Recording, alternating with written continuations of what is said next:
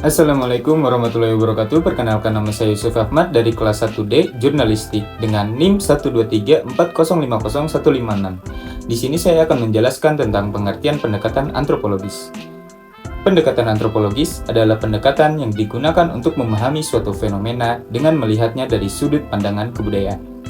Dalam studi Islam, pendekatan antropologis dapat digunakan untuk memahami Islam sebagai suatu fenomena sosial dan budaya.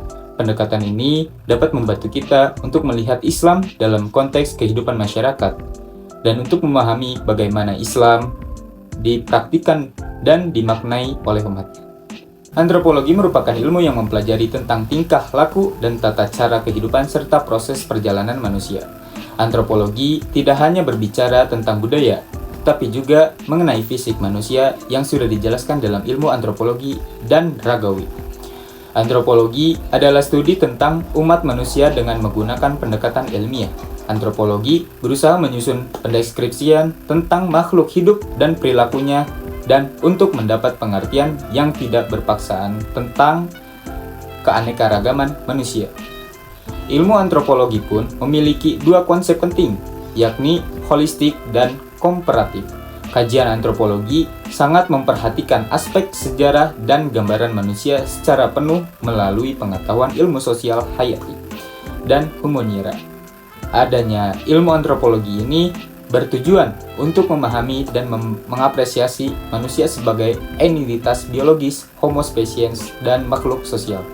Karena itu, antropologi menggunakan teori evolusi biologi dan memberikan arti dan fakta sejarah manusia sejak awal munculnya.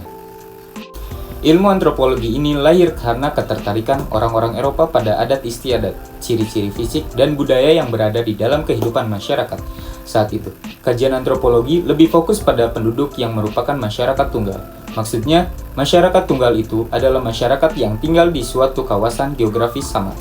Tapi, seiring perkembangannya waktu, ilmu antropologi ini tidak lagi mempelajari manusia tunggal yang tinggal pada satu wilayah geografis sama.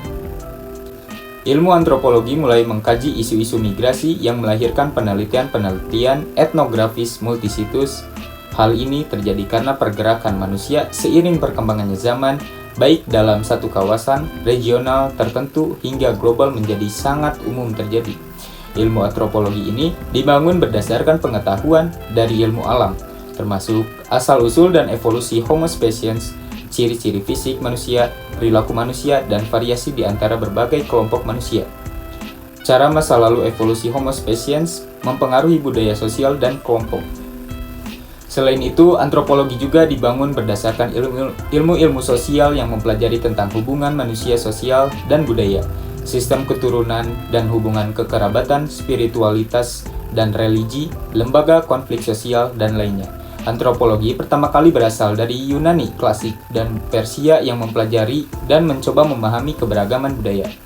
Sekarang ini, antropologi telah menjadi sentral dalam pengembangan beberapa bidang interdisipliner baru, seperti ilmu kognitif, studi globalisasi, genetik, dan berbagai penelitian etnis. Tapi secara garis besar, ilmu yang mempelajari tentang manusia ini memiliki beberapa ruang lingkup antropologi.